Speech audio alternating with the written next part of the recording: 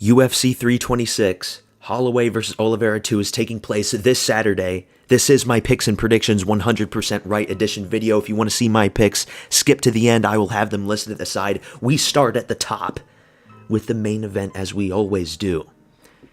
I have to start from scratch my main event streak. We got Moreno wrong. Most people got Moreno wrong. How would you pick Kavanaugh for that one? I don't know. Okay, maybe Moreno's washed, but we cannot get this one wrong. Holloway versus Oliveira. Blessed versus Dubronx for the BMF belt. Oliveira never striked me as a BMF. He gets knocked down and chinned too many times to be in that BMF category. Okay? I'm picking Max Holloway. For a variety of reasons, I think Max Holloway's the safe pick. He's a favorite for a reason. I just think he's going to do a lot of damage to Oliveira's face. The only way Oliveira wins this fight is by submission. It's by getting Holloway's back and getting the rear naked choke in. That's the only possible way. He cannot win this fight on points. If it goes to the judge's scorecard, Holloway is having his hand raised. He's going to be a cautious Holloway that we've seen recently. And we saw this before the Topuria knockout. I'm talking about Holloway being knocked out by Topuria. Where, with the Gaethje fight, he was very cautious. With the Dustin Poirier fight, very cautious. I think he's going to be very cautious too. He's going to stuff the takedowns. If he gets in the clinch with Oliveira, he's going to be up against the cage. And I think he's going to break away from it. And in the breaks, he's going to be throwing those elbows. He's going to jab Oliveira's nose in. And Oliveira, he got chinned by Topuria too. Both of these guys got chinned by Topuria in brutal fashion. With Oliveira, him fighting Gamrot, he was making the same type of mistakes that he was making with Topuria. He was coming in with this high guard. And Gamrot's pillow-fisted. He sucks. He doesn't know how to strike. So it was a great stylistic matchup for Oliveira in that one. But Holloway, he's going to break through that guard. He's going to throw those uppercuts. He's going to throw body shots. He's going to come around with the hooks. He's super fast. Gamrot's super slow. Holloway's super fast. He's going to win. And I'm going to pick him to win by decision.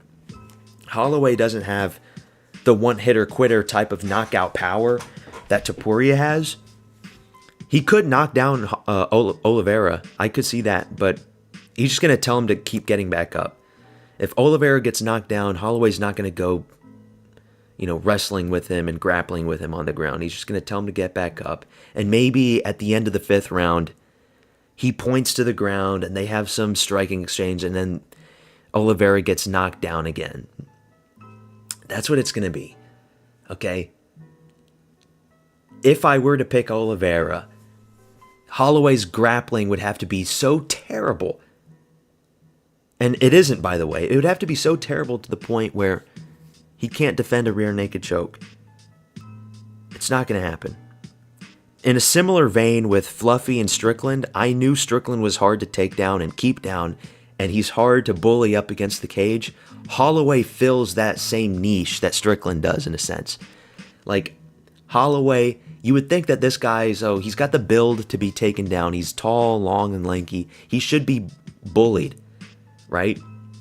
Compared to a density max shorter guy with a lower center of gravity who should be hard to bully on the ground. But no, Holloway, he's very good at getting those underhooks.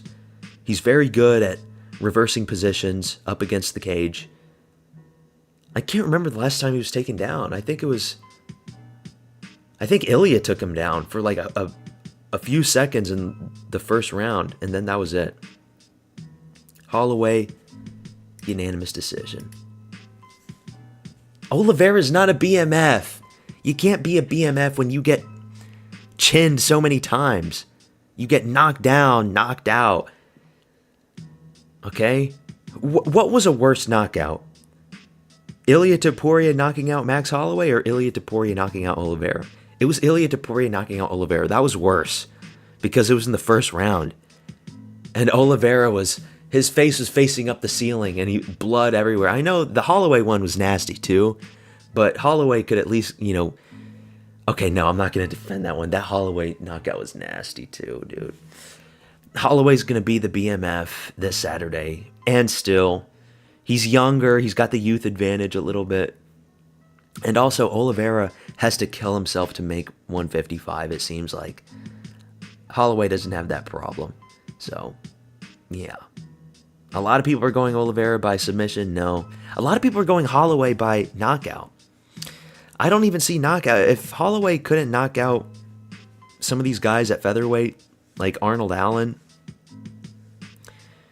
I think Oliveira's going to... Oliveira's chin is weird. You have to brutally knock him out like what Topuria did. You can't... Holloway's a flurry puncher. He'll do damage to him, but I don't think he's going to knock him out. Co-main event. Caio Baralho versus Reinier de Ridder. This one's actually tough. Both guys are coming off a loss. I am going Caio Baralho. And the reason for that is because we got sucked into the hype train of Reinier de Ridder. We forgot that his UFC debut was a sweaty slop fest with GM3. And then since then, he had the easy submission against Kevin Holland, who should not be fighting at 185. He should be a 170 fighter. And Kevin Holland is so unpredictable, fights too often, too active. And then he fraud-checked Bo Nickel. And when he fraud-checked Bo Nickel, it was at that point that the hype train really got up on him. He fights Whitaker, close split decision, gets rocked with an overhand, and then gets exposed by Brendan Allen of all people. Brendan Allen is he's not elite, but he's up there. He's close to elite. He makes a lot of mistakes, and that's what prevents him from being elite. His fight IQ is the only thing that prevents him from being a very, very top-tier fighter. Okay, Caio Baralho, on the other hand, the most inactive of the fighting nerds. He doesn't fight that often. Loses to Imavov, who is a very slick striker, counter-puncher. And yes, Baralho has some issues with his eyes. It seems like he has to squint a lot. And I don't like that. And this is going to be a 3-round fight, so it is going to favor RDR in that sense, that he doesn't have 5 rounds to gas himself out. But I think RDR is Baralho's... I think Baralho is RDR's toughest fight.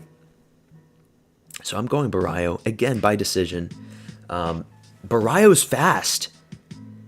He's fast, and he's got BJJ, so a lot of that grappling and submission threat from RDR is not really going to be there. Like, do you see Baralho tapping out in the same manner that Kevin Holland tapped out? No. Do you see Baralho having a sloppy war on the ground like RDR did with GM3? It's like, no, you don't see those things. I think Baralho is good. I think Baralho is better than Brendan Allen, for example. We just don't know that yet because Baralho is the least active of the fighting nerds. And the fighting nerds have kind of made a resurgence. People were souring on them last year because they were losing, but Prates has come back. Gene Silva, he's back. Mauricio Rufy, he's back. I think Caio Baralho is going to continue that trend. He's going to be back. The fighting nerds are going to be back in fighting force this Saturday as Baralho beats RDR. We move on, though. Next fight, Rob Font versus El Niño Problema, Raul Rosas Jr. Minus 225 for the deformed homunculus Raul Rosas Jr. I think we're going to see a crafty vet performance from Rob Font. I know he's 38. I know that isn't good for bantamweight to be that old up against a guy who's young, very fast, energetic, full of life, does not have, any battle scars and damage, wear and tear on him. I know those things coming into this. But Rob Font has good, decent fundamentals. He doesn't get chinned. Like, when he loses the decision against Corey Sandhagen. Okay, so that's not that bad. Losing to Figgy with lighter man skill as he moved up, whatever. The Martinez one, he shouldn't... that was bad. And Martinez is Mexican. We just saw him fight and beat Vera last week. But I'm not hyped up on Mexicans from here on out. We just saw a lot. Like, we saw Moreno lose. We saw Zellhuber lose. Zellhuber lost to two crafty vets back-to-back against Bobby Green and Michael Johnson. I think there's going to be a situation like that. Rosas is very young. He doesn't have, like, I don't care. You know, you're young. You lack the experience. I'm going Rob Font by decision. I know it's a lot of decisions. So far, we're picking a lot based on decisions. If Rosas Jr. does beat Rob Font, he's not going to chin him. He's going to maybe get him on the ground and possibly get a submission. But if this does go to the judges, Rob Font should win. If Rosas wins, it'll be a very controversial split decision, I feel like. Okay? A lot of people are going Rosas by decision. Some people are going by submission. I think it'll be by submission if he does win. Risky pick. First underdog pick. Something just tells me to pick Rob Font. When you're picking these older veterans, the vets have been like showing up, man. They've been beating some of these young guys, and Rosas is just too young. Speak of the devil. Oh my God. Oh my fucking God, they're doing it. They're doing it, dude. No. He can't keep getting away with it, dude. Racially motivated Drew Dober versus Michael Johnson. The menace Michael Johnson. Oh my God. I have to go Drew Dober by knockout. He's racially motivated. He's going to commit civil rights violations against Michael Johnson. He's going to do hate crimes against him. Okay? Just like he did Bobby Green. Just like he did Terrence McKinney. He called out Jalen Turner. Jalen Turner never took the phone. He didn't want to take the call. He was too scared of racially motivated Drew Dober. He ran away. Michael Johnson took the call. He's going to get knocked out by another Crimson Chin. We got two back-to-back chins. Raul Rosas Jr. and now Drew Dober. Dude. You know, this is props to the matchmakers, though. Honestly, props to the matchmakers because both these guys are old. 37 versus 39. This is a great fight to make. White Power versus the Black Panther Party. Who's gonna win? If I pick Michael Johnson, if I were to pick him and Drew Dober comes out there and performs a disgusting crime against humanity against him, then I'm only going to be mad at myself for that. Okay? So, in a sense, I am picking Drew Dober because of the meme, because of the aura surrounding him, because that he does immense physical damage and harm to fighters that have a higher concentration of melanin in their skin.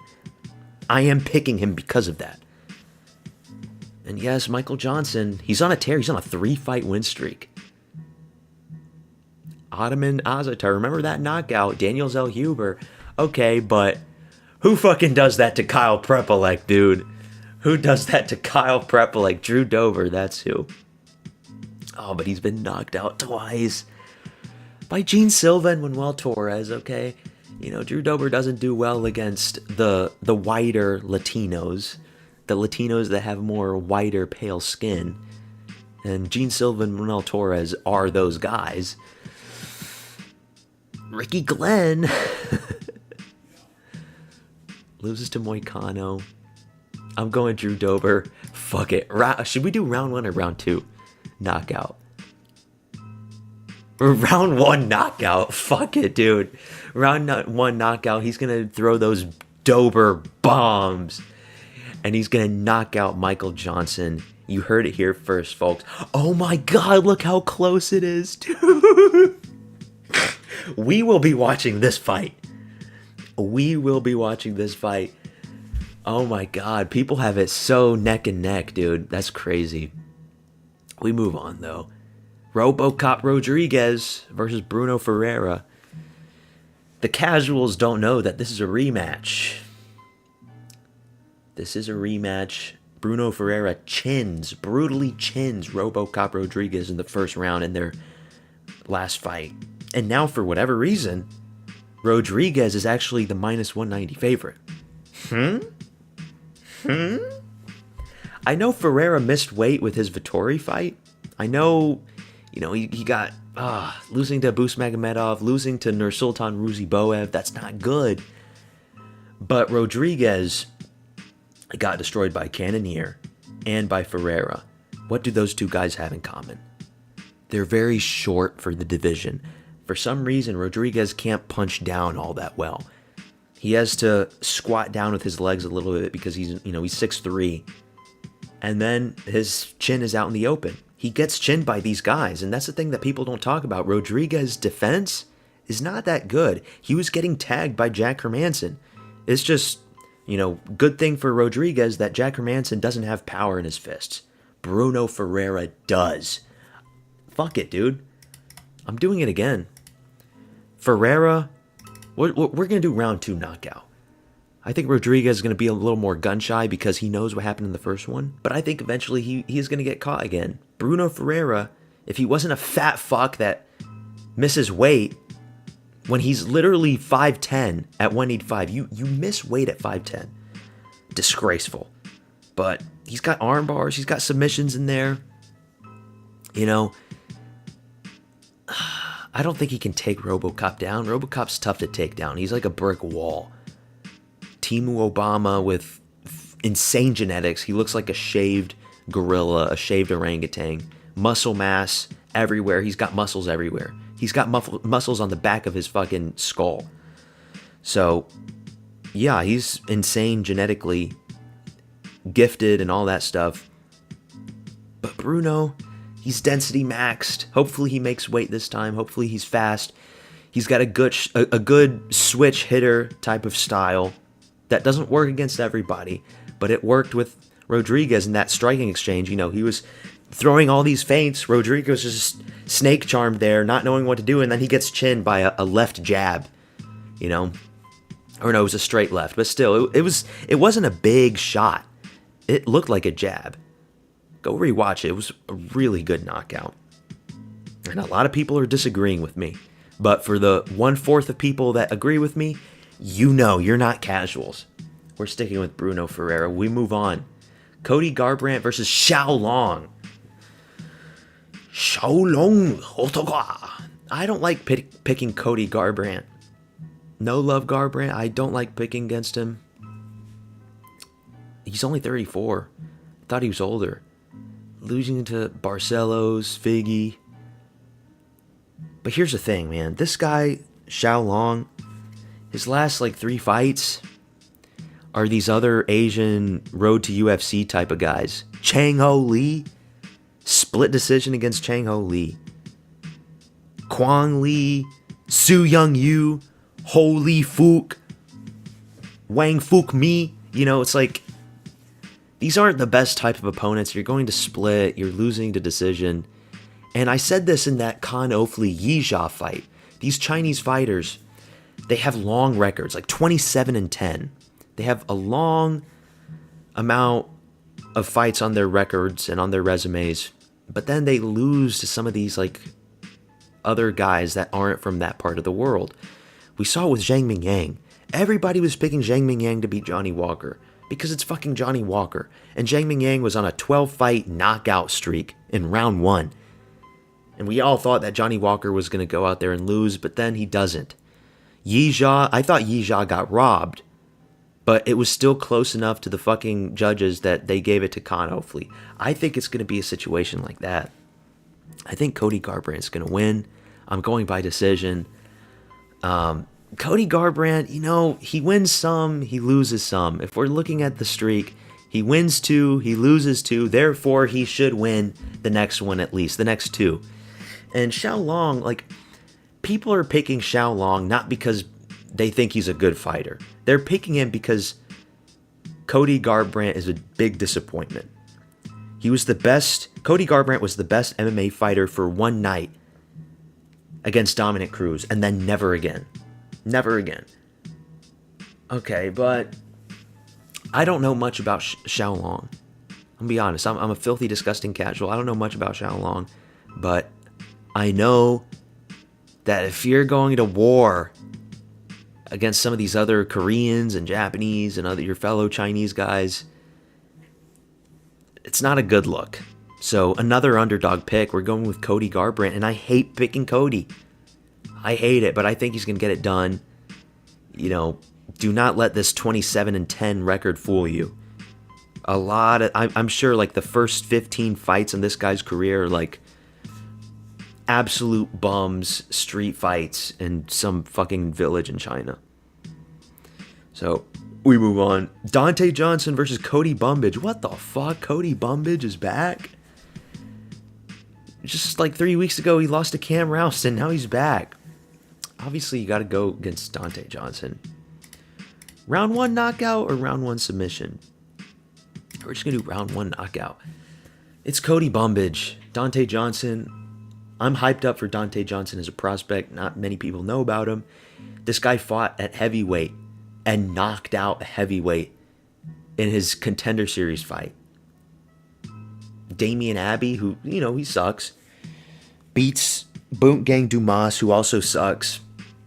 He's going to beat Cody Bumbage, who also sucks. So, they're rolling out the red carpet for Dante Johnson. It's fine. Eventually, he will come up against a brick wall who's going to fraud check him or whatever. Density maxed at 5'8". I think he's like 5'10". I don't think he's 5'8". But still, 5'10 for a middleweight, similar to Bruno Ferreira. Very powerful with his striking. I like his style. And I will be watching this one. So, how do you pick Cody Bumbage for this? You don't. We move on. Ilia Topuria versus Ricky Turcio. Wait, whoa. Not Ilia Topuria. Who's this guy? Alberto Montez. Sorry, I thought this was Ilia Topuria for a second. No, Alberto Montez, the promise, versus Ricky Turcios. I'm going with Montez. Venezuelan guy. Contender Series fight in 2024 and hasn't fought since. A lot of submissions, so we're going by submission against Ricky Turcios. How do you pick Ricky Turcios for this? You don't. His last 2 wins have been by close split decision. He's not active. He was supposed to fight Smotherman. Smotherman faints and almost kills himself. Loses to Eamon Zahabi. Loses to Rosas. Loses to Sopaj. That's not a good one. Loses to the Albanian bum that gets flying kneed by Vinicius Oliveira. I think that's the guy, yeah. I'm not impressed with Ricky Turcios. Whereas this guy looks like bootleg Ilia Topuria. He looks more like Topuria's brother than Alessandre Topuria does. Venezuelan from Miami, 31. A little more stockier, 5'7", less reach. He's going to get the takedowns. He's going to dominate on the ground. And he's going to get a rear naked choke. Well, he's got anaconda chokes and darts. Ooh, I like that. He's got a lot of anaconda chokes. I love the anaconda choke. Probably my favorite submission. So we're going to go submission for Montes. We move on. Cody Durden versus Nyamjargal Tumendembarrel is back. Nyamjargal Tumendembarrel, Art of the Knockout, the son, or the great grandson of Genghis Khan. We're going Tumendembarrel by knockout or submission? By submission in round 1 against the bum, the disgusting homeless man known as Cody Durden, who is a part-time Uber driver. How do you pick Cody Durden? You don't. Cody Durden's just, he loses to Bruno Silva. He beat Matt Schnell. Watch out, everybody. He beat Matt Schnell. Less reach. He's older. At flyweight, these are not good attributes. He's got more experience, you could say. But Mongolians, here's the thing about Mongolians. They're not like other East Asians. You put Mongolians in the same category as you do like a Kazakh guy. Some of these Central Asians, Turkmens, Tajiks, Kyrgyz, some of these Russian fighters from the inner regions of Russia, not from like the gay cities of like St. Petersburg and whatnot. No. He's like one of these rural guys. That's Mongolia. We don't get a lot of Mongolian fighters. So I'm just going to go with Nyamjargal Tumendembarrel. By Mongolian supremacy, he's going to be fucking throat singing when his hand is raised.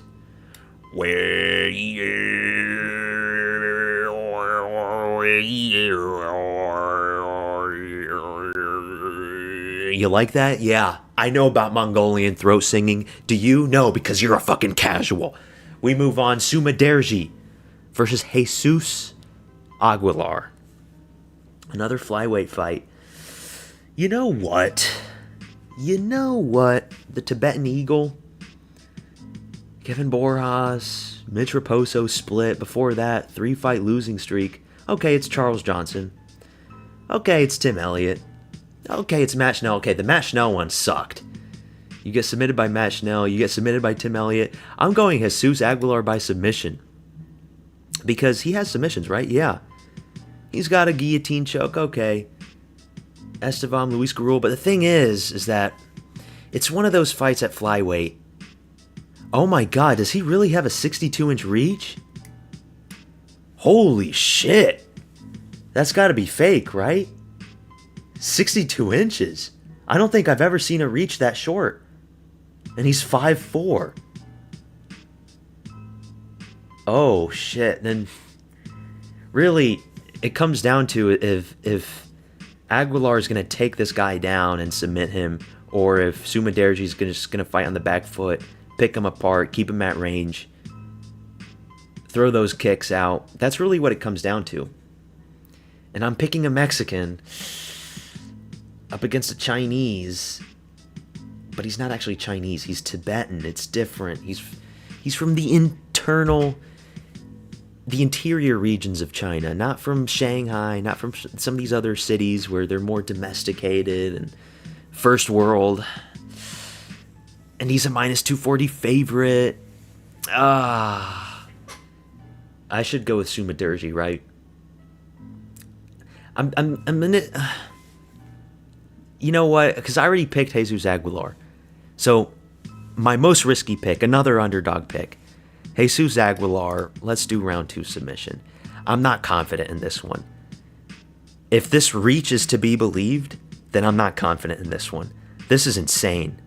It's got to be, I think it's a typo. It's got to be like 72, right? Or maybe it isn't, because he's 5'4". Damn, that's bad. He's density maxed. He's got more weight behind those muscles up against a 5'8" guy that sacrifices his muscle mass to make weight at 125. It's fine. It's fine. Jesus Aguilar's got this. He's going to get the takedowns. He's going to get the double legs, scoop him up with his strength. Maybe some ground and pound shots. As Sumaderji is trying to get back up, he gives up his back. Oh, there's Jesus Aguilar. He gets the rear naked choke in. He taps out. It's over. I get the prediction right. 100% right edition. We're not getting this one wrong. Rafael Tobias versus Dr. Nurgoje. I'm going with Tobias because Dr. Nurgoje fucking sucks. Okay, but Uran Salty Baldiev is good. But Brenson Ribeiro is not good. So he gets submitted back-to-back by a decent fighter and a really shitty fighter. And Tobias is coming off of a lot of finishes and submissions in the Contender Series. We're going Tobias by... Should we go submission or knockout? We're going to go knockout in this one. I know he's Kazakh, right? It's like, oh, wait, this guy's Kazakh. Central Asian supremacy. Yeah, not for this one. This guy looks like a thumb. So we're going Rafael Tobias to destroy Dr. Nurgoje in round 1. And that's that. Similar height, similar reach. All things the same considered. This guy's only 22. Brazilian. He looks very, very white. White Brazilians are usually pretty decent, all things considered. Bolaños versus Zhang Yong Lee. Another retarded Ilya Taporia lookalike, man. Peruvian versus Zhang Yong Lee. It was supposed to be what's the other guy? Ju Sang Yu? Ju Sang Yu. And then Ju Sang Yu steps out. He's got the height, he's got the reach. I don't like Korean fighters. I think they kind of suck. But Peruvian fighters suck even more, cock. Peruvian fighters, there's nothing redeemable about Peruvian fighters. I'm going with Lee. Even though I don't like picking these fights where it's two shitters, I'm going with Lee. Fuck it, by decision, because he is taking this on short notice. But he could get chinned. It's just one of those, right? Height advantage, reach advantage for Lee. Youth advantage.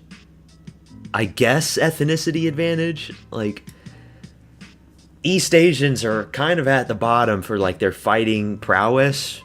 But Peruvians, man. You know my opinion on Peruvians. They're just not it.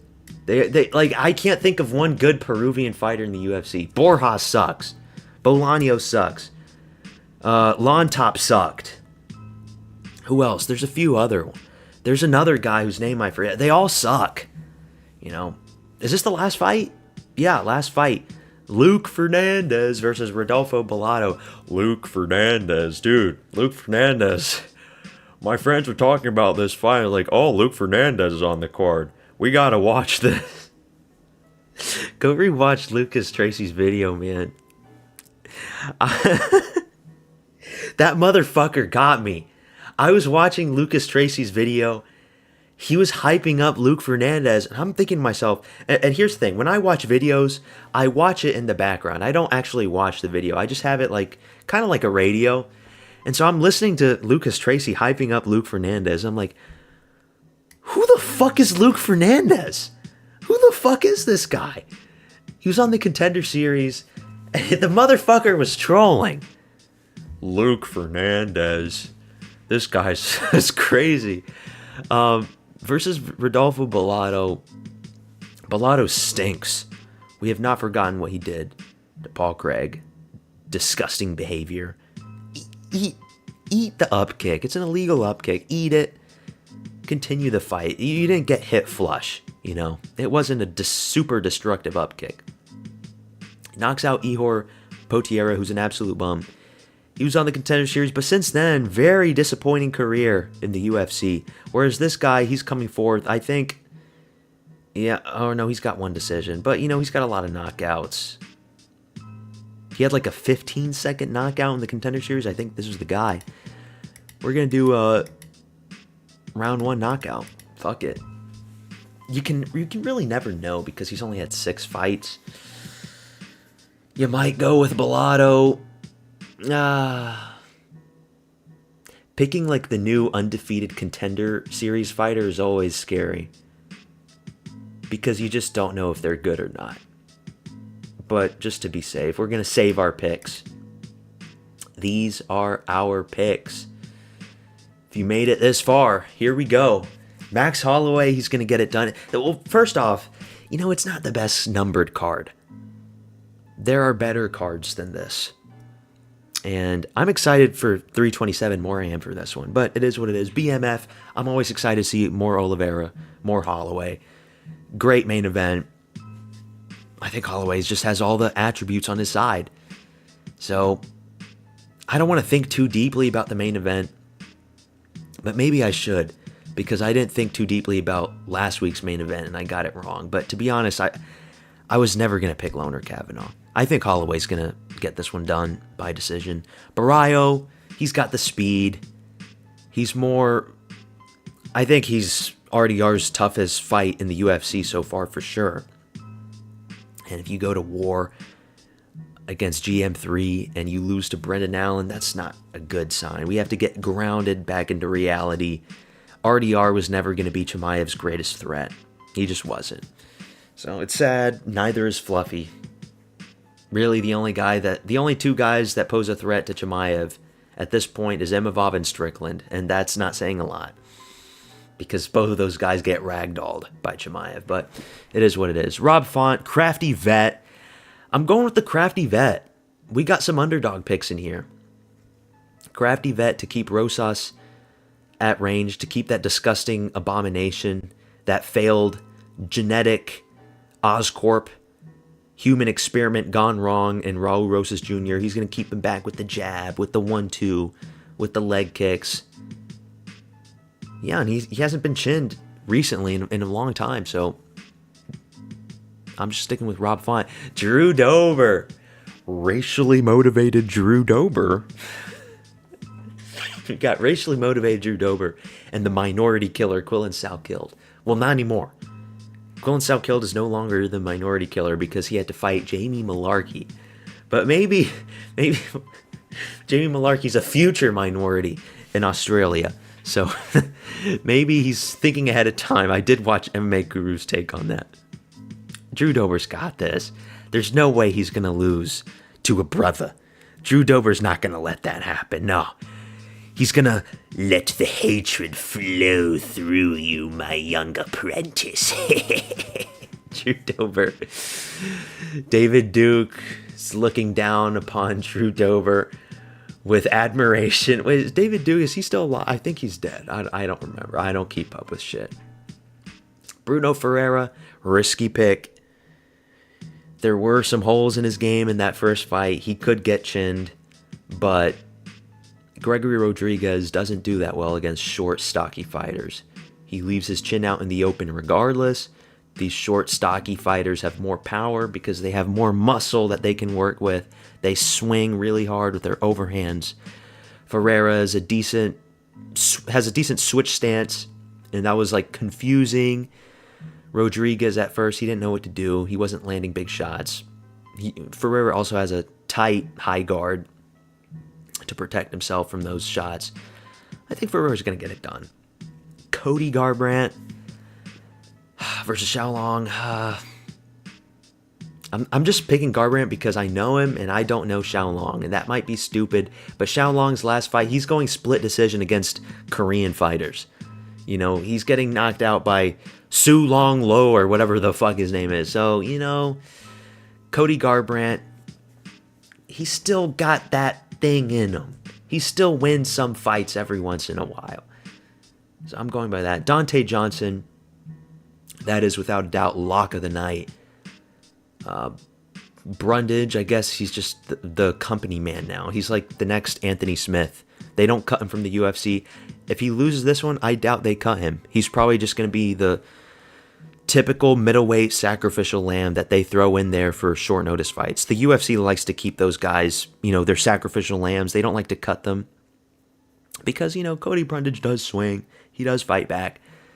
He's just garbage. Montez, Ilia Toporia's long-lost brother. Think he's going to get it done over fucking, was it Ricky Tercios? Absolute bum. Tumen Dembaro by Mongolian throat singing. It's going to expose Cody Durden for the fraud that he is. He's already a fraud. Aguilar. Should I just switch to Sumaderji? No, dude. Aguilar with the T-Rex arms. He's going to swing. Wing, wing, wing, wing, wing, wing. He's going to swing with those tiny little Mexican arms. He's going to catch him and he's going to submit fucking Sumaderji. Holy fuck. He's going to get it done. Luke Fernandez. Luke Fernandez, everybody. Luke Fernandez against Rodolfo Bellado. Did I spell his name right? Yeah, I did, with a Z. Luke Fernandez. That is UFC 326. If you made it this far, like the video and subscribe to the channel, motherfuckers. I'll be seeing you. I don't know when I'll start the stream, but I'm definitely going to be watching Drew Dober. I probably will start around Garbrandt or Ferreira. We'll start around there. Catch you on the stream, the watch party stream. Peace out, motherfuckers.